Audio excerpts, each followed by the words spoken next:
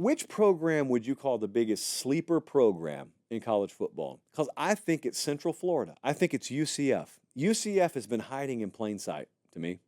They did not get added to the Big 12 and then rest on the laurels of being a Power 5 or now a Power 4 team, which they could have.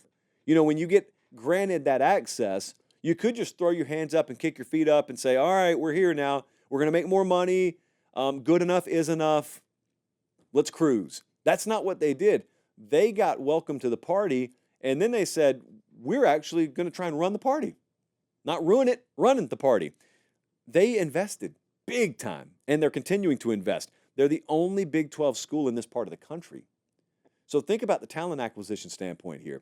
First off, just from a recruiting standpoint, to have a program in the middle of Orlando get to recruit as the lone conference member within like 1,000 miles of Orlando and of Florida, that's one benefit. But the other benefit, as we've already seen, is they're a massive portal destination. Because a lot of kids come from Florida and it doesn't work out somewhere.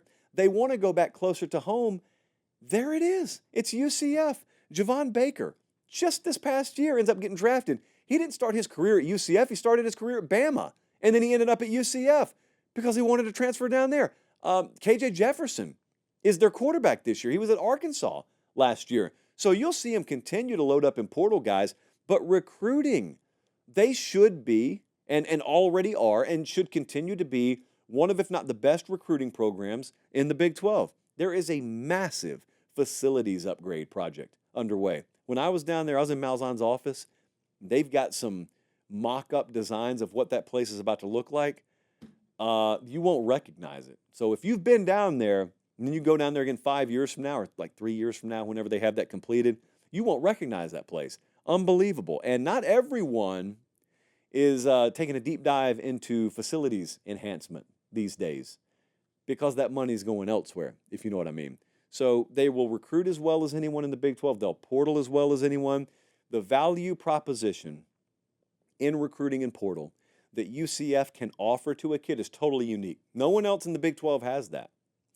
Now, you may be able to pitch, come into play in Dallas if you're TCU, Houston, and Willie Fritz if you're from that part of Texas, but a ton of these kids are just from the Southeast or from Florida and want to go home, or they're in Florida and want to stay in Florida to play.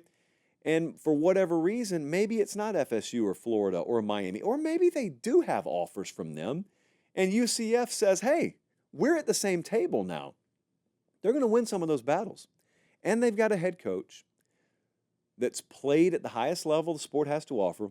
He's beaten the best, had as good a head-to-head record against Nick Saban as anyone. He did better against Saban than Kirby did. And now, not only do you have him, but you've got him totally at ease.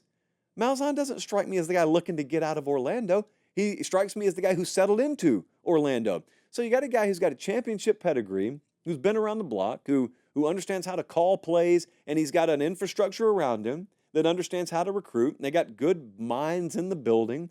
And then you've got the unique value play of we're in Florida and no one else is. That's an underrated program.